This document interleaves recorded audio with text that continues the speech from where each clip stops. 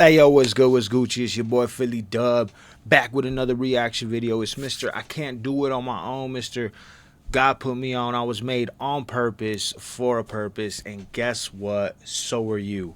All right, we still steady at 85, but I'm still grateful, you feel me? Like, it's my second month on YouTube. I think in like 7 days or something like that, it's going to be exactly like 2 months or like 4 days. I don't know, but either way, I'm grateful.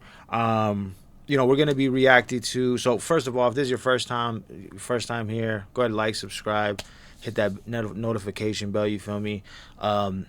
So we're going to be watching Jim Harbaugh's plan for New York Giants. I haven't seen it yet. Bro got picked up by New York. I'm going to keep it a stack. New York, bro, something's going on with New York where they haven't been good, bro, since for like the last, like, I don't know, 15. You know what I'm saying? Like, it's crazy. But let's see what's good. You know, obviously John Harbaugh could do his thing. And yeah, let's go from there. Dan's here, Mina's here. We got a lot to get to, you guys. Let's kick it off with New York, okay? Where John Harbaugh was introduced today as the new Giants head coach. He spoke about his vision for the team, what he hopes to bring to the Big Apple, and how he plans to lead the Giants moving forward. Take a listen. Hey, yo, if I'm one of them players, bro, I'm hype. I'm just saying. If I'm Scat, I'm hype, bro. If I'm Dart, I'm hype, bro. Listen. Like, that's a dog, bro. We begin a new chapter in New York. Our focus is simple. It starts with building a team that is physical and tough. Facts. That's capable of overwhelming their opponent. Grit. From beginning to end, and especially at the end. That understands how to finish. That is smart and disciplined. That plays the game the way it should be played. Ooh. And that everybody watching it, including those playing it, will be proud of. I'm excited about Jackson Dart, you know, and it starts with the quarterback for sure. I mean, the quarterback has got to, you build your team around your quarterback. I mean, you build your team around your players and what they do well. And I like the way he plays. I mean, I like his talent, skill set, all the things he's accomplished. But more than that, I like who he is and what he's about. To me, he's about football. I mean, this young guy loves football. He wants to talk football all the time, and you know, and that's kind of what I like doing too. So I think we're gonna have a lot of great conversations. I can't wait to get started with him. That's be good, dude. Dart is. I love that. Puts a smile on my face. John Harbaugh, the fourth former Super Bowl winning coach over the last 25 seasons, to take over a team coming off a season of 4 or fewer wins. It happened last year when the Raiders hired Pete Carroll. It was one and done after going 3-14, though. Doug Peterson took the Jaguars to the playoffs in his first season in the prior instance. Mina, the big question for him in this organization, though, is who comes in as OC. He's talking about his relationship with Jackson Dart, but how important is that hire going to be for Dart's development when it comes to his future? You know what's crazy? Mike McDaniel, bro. Mike McDaniel's still out there, bro. I know I think he's trying to get like a head coaching position because the Lions. We ain't gonna talk about that. But if he gets Mike McDaniels up in here, it's a wrap. He might get Cliff. There's Cliff too. Cliff King. Like he could get Cliff. Obviously, this is a huge hire, a huge decision for John Harbaugh, especially given where Jackson Dart is in that development. Year 2 is so important for these young quarterbacks. When I first heard Todd Monken being thrown around as a possible offensive coordinator, and I know he's done some head coach interviews, I absolutely loved that idea. I think Monken did a fantastic job in Baltimore, not only, of course, dealing with another mobile quarterback in Lamar Jackson and designing the run game to highlight those skills, and the run game should and will be the focus in New York. But also, I think, you know, Monken showed a lot of creativity, called a very modern offense, an offense that constantly iterated, was very different from what he did early in his career. I loved how he used motion in the run game in particular, some very creative and interesting personnel, obviously, in Baltimore. So I would really like that hire if New York did it. I do think, and I know, Dan, we've talked about this, Dart is very mobile. His mobility is different from Lamar's. Oh, yeah. They're going to have to call a different sort of QB run game, and also an emphasis has to be on getting Dart to protect himself because he's not Lamar Jackson in the open field.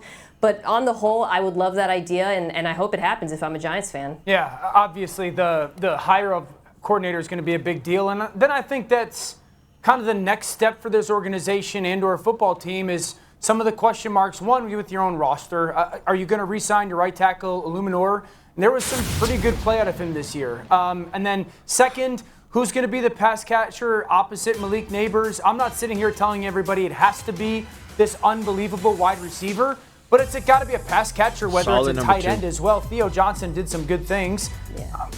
I think that the interior of their offensive line has to develop and grow and have some added pieces. So, and then add to the secondary from a full team perspective. And so I'm one of those people that I think when you bring up in a coach like this that understands how to win and really how not to give away games, you can get pretty competitive pretty quickly. I don't think that this is put this in them as the number 1 seed in the playoffs next year.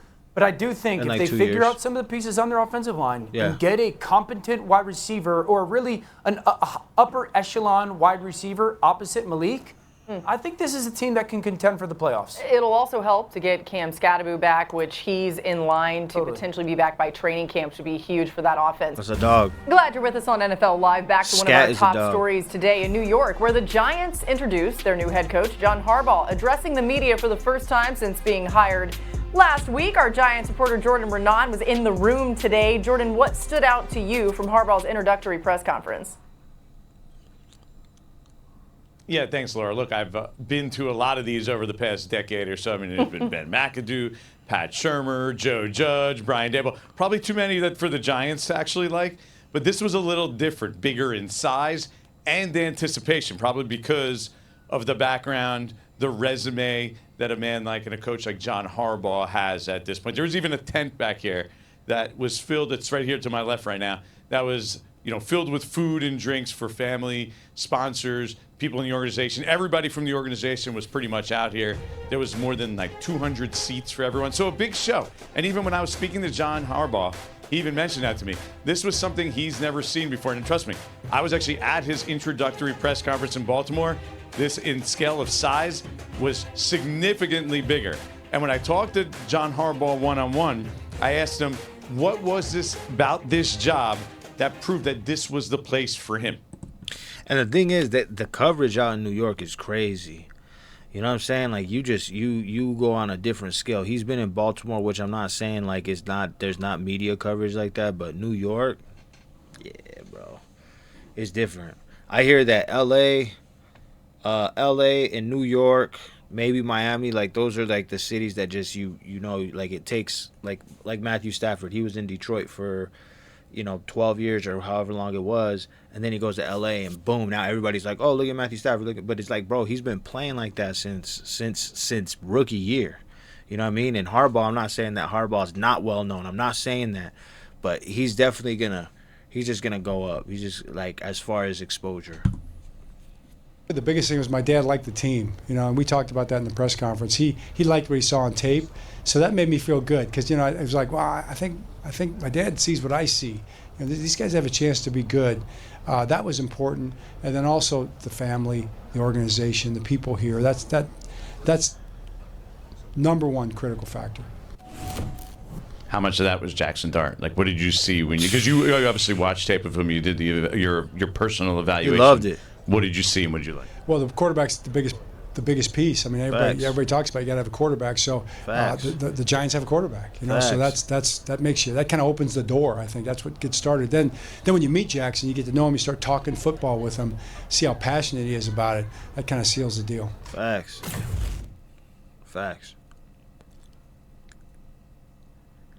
Yeah, the quarterback's the biggest piece. That was quite revealing there from John Harbaugh. And I spoke to someone who's close to their Jackson D-line Dart, is nasty, and too. what they told me was when John Harbaugh came in for his interview, he sat down and talked one-on-one with Jackson Dart for close to 2 hours. And both parties left extremely impressed with each other. And that played a significant role in getting to this point. Now, this is John Harbaugh's second act, right? His mentor, Andy Reid, has had quite a successful second act in Kansas City. John Harbaugh actually said he'd sign right now for the same second act that Andy Reid has, which, by the way, includes 3 Super Bowl wins. And Andy Reid's advice to him was very simple. 4 words. Change can be good. I like that. Great advice. Also, Jordan, I hope they let you get some snacks out of that snack tent. If they didn't, we need to work on that. I don't think I need them, Laura. I think we're good Oh, here. my goodness. Appreciate you. Great stuff. Let's read and react to some more coaching news across the league. A lot to get to. Let's start in Atlanta, where the Falcons hired Kevin Stefanski as their new head coach. Stefanski was fired by Cleveland after coaching the Browns for 6 seasons. So, Mina, does Stefanski make sense for Atlanta? Yeah, I really like this hire. I think back to what Stefanski did with Nick Chubb 2022, really before then as well, in that, outside zone under center run scheme in Cleveland. And I think about how good Bijan Robinson would be in the same offense. And people listening to that might say, why would you base your offense around a running back? Well, he's their best player. And it's the offense that's also very favorable to quarterbacks as well. So I think it's a great fit. I think he's proven to be a good leader, and I'd be excited if I'm a Falcons fan. Yeah, one of the best players in the league, right? Oh, to Detroit, here we where go. the Lions finalizing a deal to hire former Cardinals offensive coordinator Drew Petzing as their new OC. Petzing would be replacing John Morton, who was let go after just 1 season in the role. And this might explain why. In 2024, under Ben Johnson, the Lions called runs on offense at the 4th highest rate in the NFL. They also had the 4th best third down conversion percentage in the league. But last year, under OC John Morton, they regressed, dropping to 14th in calling designed run plays and 20th. Yeah, but one thing they don't understand is that our O-line was not the same, bro. Was not the same, dude. You put that same O-line for this year, too, like I guarantee we would have done damage, bro. Would have done damage. In third down percentage. Next season, Drew Petzing will be the team's OC after spending the last 3 seasons as Cardinals OC. Dan, you like that fit for the Lions? For the run, for the marrying, and for the sequencing of play calling, I do. I think Petzing's really good in his run game stuff.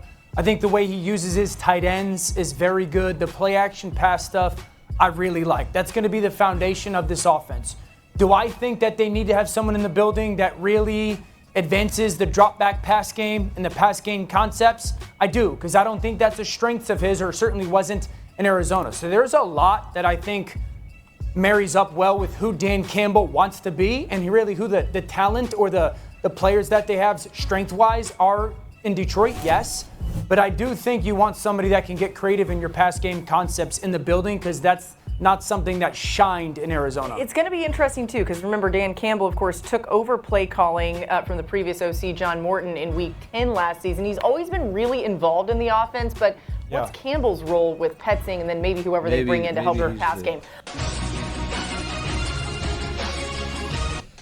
And there we have it. You know what I'm saying? Shout out to New York, man. If I'm a NFC East, I mean, obviously, granted, I'm NFC because of the Lions, but if I'm NFC East, man, like, how do the Cowboys fans feel? You know, that's John Harbaugh, bro. Like, how do the Eagles fans feel? You know what I'm saying? Like, I mean, to say that arguably one of the best I'm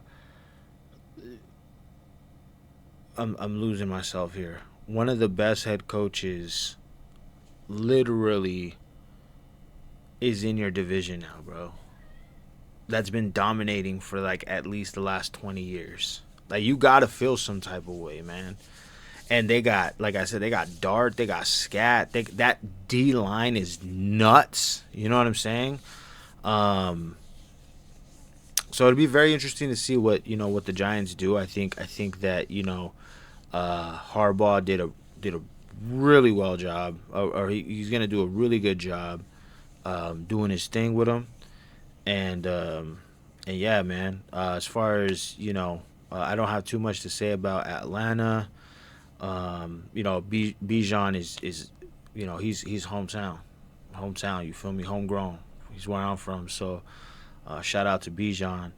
And then my Lions, I don't know, man. I don't know too much about the homie, for real. I really don't. So I just, we need an O-line. If we could get an O-line, I think everything should be Gucci, right? Because we got the running backs. We got the tight end. We may need another tight end, right? We may need another solid one. Because I know that, there's going to start becoming like three set tight ends and stuff. But, we may need just another tight end. Defensively, we do need an edge. We need a couple edges, I think. But we need a strong second edge with Aiden. I think we need, some more depth on the DBs, but it may be like an outside linebacker as well. It could be a Sam or a Week. It doesn't matter, because I think our inside linebackers with Barnes and Campbell are cool. But yeah, so I mean, we'll see. AFC NFC Championship coming up. You know what I'm talking about. But yeah, man. Let me know what y'all think. Drop it in the comments. And again, man, I appreciate y'all. If y'all have came this far, why haven't you subscribed? It's crazy. I'm gonna be the biggest. I'm gonna just chill. All right, yo. Y'all be good. I appreciate y'all rocking with me for real. I'll see y'all on the next one. Peace.